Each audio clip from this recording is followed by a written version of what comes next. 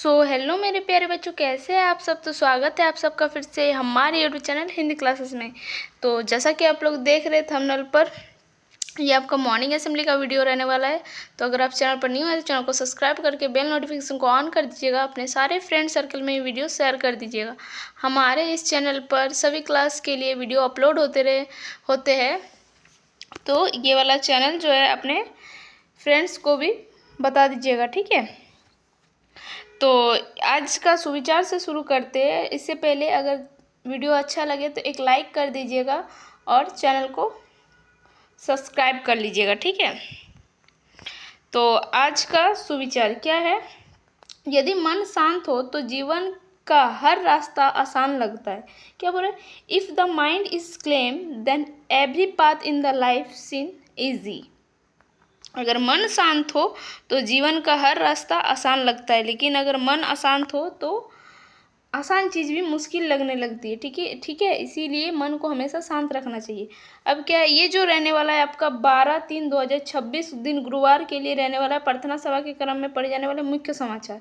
चलिए देखते हैं क्या है। अंतर्राष्ट्रीय स्तर पर देखेंगे इसका मुख्य समाचार और इसका संदर्भ देखने वाले। क्या है, नेपाल में हुए चुनावों में आरएसपी एक प्रमुख राजनीतिक शक्ति के रूप में उभरी है। इस पार्टी ने चुनाव में उल्लेखनीय सफलता हासिल की और कई सीटें जीतकर देशों की प्रमुख पार्टियों में अपनी जगह मजबूत की। इस परिणाम को नेपाल की राजनीति में नए नेतृत्व और बदलाव के संकेत के रूप में देखा जा रहा है। चुनाव परिणामों के बाद राजनीतिक दल सरकार बनाने के लिए आपसी बातचीत और गठबंधन की संभावनाओं पर विचार कर रहे हैं। संदर्भ क्या है, नेपाल इलेक्शन 2026। नेपाल की राजनीति में नए नेतृत्व और बदलाव। राष्ट्रीय स्तर पर देखेंगे जो है, भारत अपनी घरेलू आवश्यकताओं को पूरा करने के लिए एलपीजी का बड़ा हिस्सा विदेशों से आयात करता है। विशेष रूप से मध्य पूर्व के देशों में एलपीजी की आपूर्ति होती है। इसलिए जब अमेरिका, इजराइल और ईरान के बीच जैसे भू राजनीतिक संघर्ष होते हैं तो तेल गैस आपूर्ति प्रभावित होती है। तो भारत में एलपीजी की उपलब्धता और कीमतों पर भी प्रभाव पड़ता है। इससे भारत की ऊर्जा सुरक्षा और आयात की निर्भरता की चुनौती क्या है, उजागर होती है। आयात करता है विशेष मध्य पूर्व से, ठीक है। राज्य स्तर पर देखते हैं। केंद्र सरकार के मंत्री में पश्चिम बंगाल और झारखंड के रेलवे बुनियादी ढांचों को मजबूत करने के लिए 4,474 करोड़ की रेल परियोजना को मंजूरी दी है। इस परियोजना का उद्देश्य रेल क्या था तो और सुरक्षा बढ़ाना और कहाँ थे रुकिए। इन परियोजना को उद्देश्य रेल कनेक्टिविटी बढ़ाना, यात्रा को तेज और सुरक्षित बनाना तथा क्षेत्रीय आर्थिक विकास को बढ़ावा देना। इसका संदर्भ देख सकते। यह निर्णय भारत सरकार की उस व्यापक योजना का हिस्सा है जिसके तहत रेलवे नेटवर्क की आधुनिक और अधिक सक्षम बनाया जा रहा है। खेल देख सकते, बहुत बड़ा है। क्या है, गुजरात सरकार ने राज्य को एक खेल केंद्र में बदलने और अहमदाबाद को एक ओलंपिक के लिए तैयार शहर के रूप में विकसित करने के उद्देश्य से, ये पढ़ लीजिएगा, ओलंपिक की तैयारी शुरू, खेल संबंधित है, ठीक है। स्क्रीनशॉट चाहे तो मार सकते हैं। शिक्षा करियर टेक्नोलॉजी क्या है, देखिए। भारतीय प्रबंधन संस्थान रांची IIM ने क्या प्रबंधन सामाजिक विज्ञान अनुसंधान को नई दिशा देने के लिए अंतर विकासीय अनुसंधान पद्धति समूह स्थापित किया है। ये भी देख लीजिएगा, बहुत ज़्यादा बड़ा है। अब हम लोग डायरेक्ट सामान्य ज्ञान प्रश्न पत्र जो प्रश्न उत्तर है उस पर देखते हैं, जो कि आपका पूछा जाने वाला है प्राथमिक स्तर कक्षा 1 से 5 के लिए।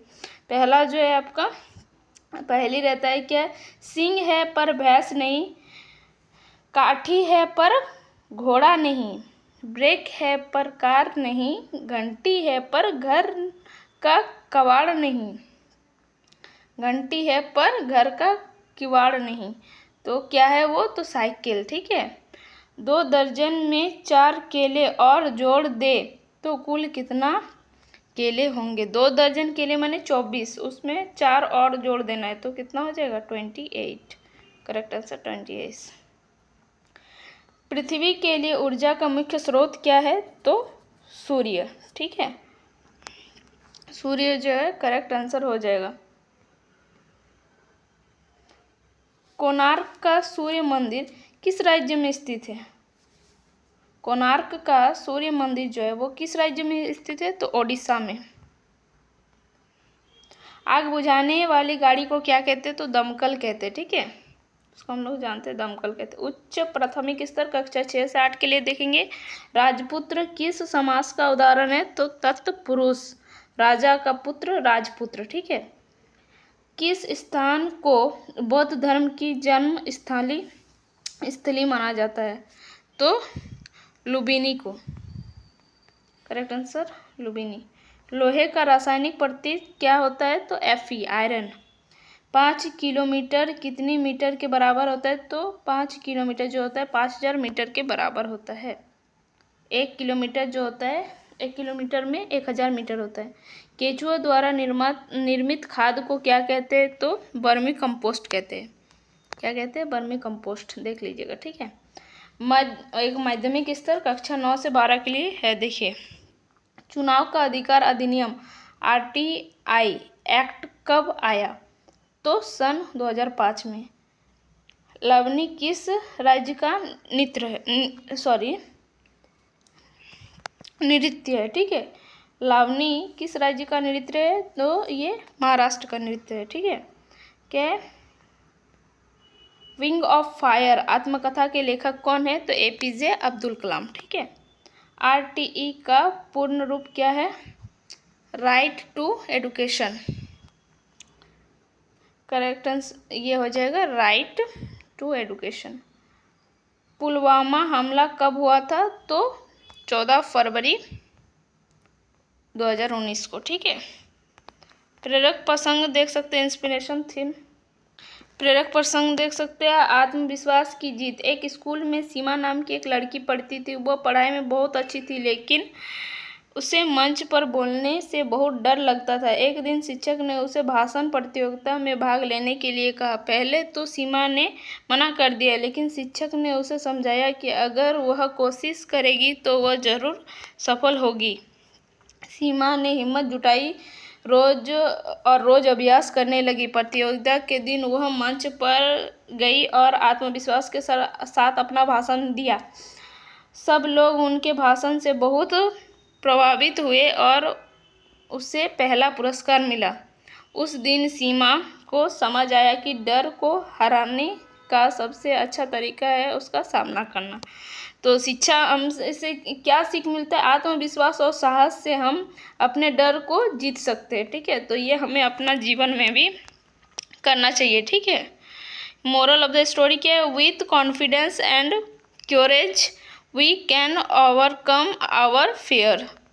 हम अपने फेयर से बच सकते हैं। ठीक है, आज का महत्वपूर्ण दिवस 12 मार्च, दांडी मार्च दिवस भी कहा जाता है इसको। 12 मार्च 1930 को महात्मा गांधी ने दांडी मार्च नमक सत्याग्रह की शुरुआत की थी। यह आंदोलन ब्रिटिश सरकार के नमक कानून के विरोध में किया गया था और भारत के स्वतंत्र संग्राम का एक महत्वपूर्ण अध्याय बना। और आज का वर्ड ऑफ द डे है आपका ब्रेव, बहादुर। सेंटेंस क्या है, Birsa Munda was a brave person.